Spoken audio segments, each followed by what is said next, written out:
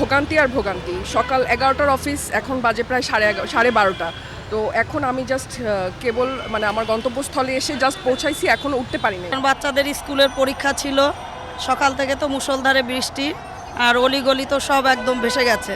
মানে স্কুল থেকে বাচ্চাকে এখন বাসায় কীভাবে নিয়ে যাব বুঝতে পারছি না। আমি অ্যাকচুয়ালি পেশেন্ট একজন, আমার আজকে সার্জারি 12 দিন হয়েছে।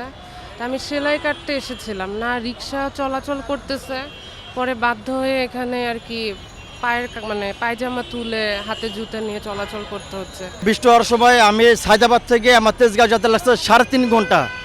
এই যদি দেশ হয় তাহলে আমরা চলবো কীভাবে? আপনার প্রত্যেকটা মানুষ এখানে আপনি আডুয়ে বলতে, আমি আডুয়ে পরে আমি প্রাণ তুলছি, হয়তো আমরা ছেলে থেকে আমরা তুলতে পারছি, তো মেয়েরা যারা আছে তারা কিভাবে তারা চলাফেরা করবে? এই যে জলাবদ্ধতা, এটা কিন্তু মানে বছর পর বছর, তাই না?